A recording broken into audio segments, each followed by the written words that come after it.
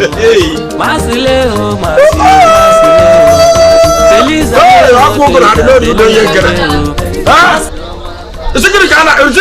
udu majikiri ngwenno noga ngwenno nogu nguna na moga to ko betete mata mere ya na za jibo a kere ma na za junior na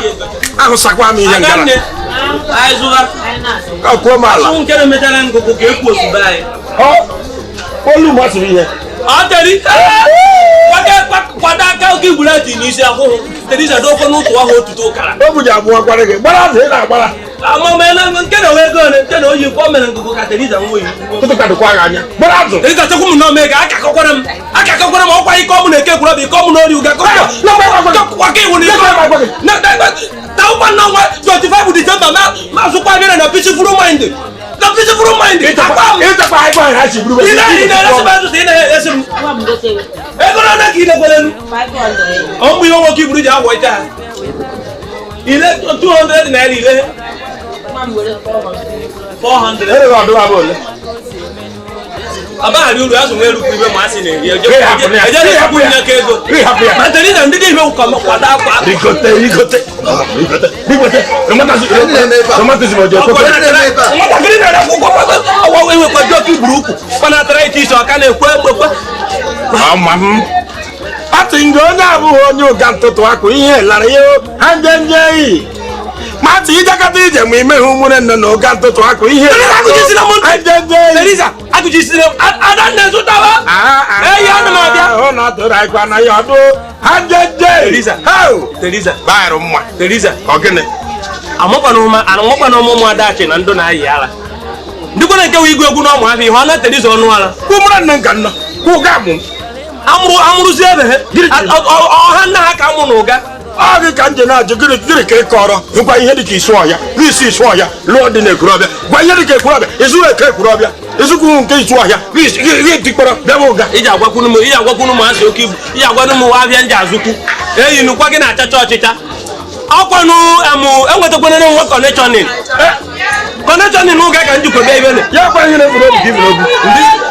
amam nke nwe ibu n'obi ibe na njubi ụka ụkwanu ọmụmele nwe si esibekpọ ya Uga cultural and festival art and culture onwere le chibe boy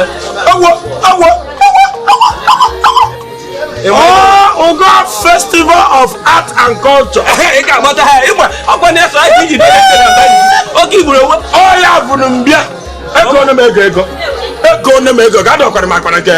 nwa idi mi beno akwara ijele so won to planning ka ine na nya man kan no ma bia no go wenta mi mu loko ja wo bo se nta nka gute nwa bucket ma sa ahụ fu ni uga kriso ba so mo ho nu gbogoro ya mo ngwa mbia kwara gwa ti na so chicha ya odo ya na je nwa na ba nwa fridge le kwere ma gwa ge ihe na agwa ge bụ festival of art and culture ai kwele si ko mu ga ntutu akwa ebetele akwa ndị ma ọ nọ n'ụlọ ma ndo tan chipu gịnị ka a na-ekwukwere ya na-ekwukwere so kwado omenala ụka bai maka ihe na aba oke bụ tụọ ime ya tiri junior ọtụ ime na bụ junior na-ada ebe niile eme onye ọga bai aka onye ka na-asụkwana eme onye na-asụ ọ ya ka ha ji lee anya were si na-eje na-eme lee ka o siri dị mmagbu mmekọrịta nke ụmụnne eji na-anọkọ n'ọnụ Igbo be anyị mmadụ o nwere chikichi na-asa be m sisi ọsọ portraying the culture portraying amamele nwe osisi ịbịa ibe na nna agwa gị iji amụkwana onye siri m ihere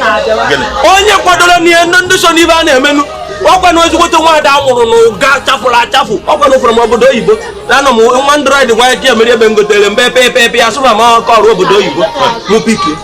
ịmakwara onye ọhụ ya wee wụrụ nwaada Scholastic ka njide ka eze nna ya ineketa nwaanyị na ihe ọ na-asa n'ụsa ma ọ bụrụ ndị ukwu ịmajikwere nke ọwụdị ha gbọrọ m ibe tụrụ m n'anya mgbe a pịrị nwa maka asụbọ bido kọl na-enyo ibe nwa na-ahụ onye na-acha ka ori ede sụba ma ha si ejete nkwa asụkwu oyibo nwaanyị nta were igbo sụba mgbe ọgwụ ma sụkarịa m na sụkarịa ndị ụga ọfọdụ ọnọ mgbago iso njiri kapịrị akara nye eyinu ndị iji amakwanye nke managing director Stick and J House of Destiny iji ama nwa iwe o mepere o ji akwado maka ọchọ ma iti mmọnwụ ọsọ ịbịa kọmụna nekwa ọsọ ịbịakwanụ n'obodo oyibo ka a na eme ka ọchọ nkebe igbo be anyị were nchekwa hụwa eje ka ọ na-abụ ụmụazị ụga ma agụ ata niile eje m ekweghị kụcha maka ị na-ebigbo ọrịa ya dị ka ọhụ be nna gị ka ị bịara ma ọ bụ ikwu nne gị ere gị ichi ji abịa nọ ga-akara mmara ihe dị n'iri ikwu nne m ọmụmụ ihe ojii pịghị ya pịa m na-ekwere m agwa gị ụjọ ha nwa jelọsi ka ije emekwu ụmụazị Festival of Art and Culture nke ụmụ ụga ntụtụ akwa ebetegete in diaspora ma n'ụlọ ma n'ama na 30 December na 2020 ka eji eme Scholastic njide ka eze nna ya ọha nye asịgharịba na ihe omenala na-amasị ya so mere gaba mana emere onye ichewuru onye ụkwa nke akwa ịkpọrọ Scholastic njide ka eze nna ya akwa ya nwe stika nje House of Destiny nunu na-akwado culture na ichewuzi kpọ CEO Chief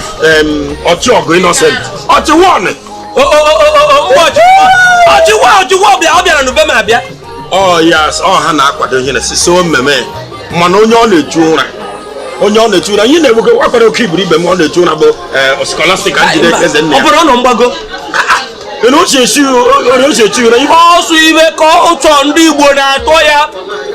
ndị ga-enwekwa nwatakịrị ụmụ nze na-etiri egwu kwa ọsọ obodo ịbatara Igbo anọghị na sụsụba Igbo ọnwụghị nke onye ịla ịsụ ọhịa ma ọ bụ ekwulọbịa ịlaghị ọ bụrụ ije ama ogele ji ama arụ gwa ha ahụrụ onye ka ọ bụrụ ya ma ọ nọ n'ụlọ mana ọ nọ n'ama ma ụmụada onye ụga na-alụ ebe dị iche iche ha bịawa na 30th December 2020 maka ụmụ ụga ntụtụ akwa ebetegete ka onye eji abịa ka ha mee ihe a na-akpọ Ụga Festival of Art na Culture ndị akara furu ihe ngogolo ọbịa o nwere amakwana mgbe ọkwa na-ejikọrọ m egwu ụzọ ndị ike nwa asị da na-eme ndị ọha ebe a na-eme ya bụ na Oru Agency Scholastic akpọrọ Oru Agency otekwana ya aka ibe na ibe ichiri iru ara na junction roundabout nke iji aka iri agakwana iji aka ekwe aka ọkwa ka ọ ka wụrị ejemiri agbasa mana nke na ndị aka ogene ma a sị atara ite isi na arịa m nru ọwụrụ nke be nwa ndị igo na-eme nwa mmeseji mpasị nna Teresa mgba ya azụchada na we nwaanyị isi niile ha enyere m azụ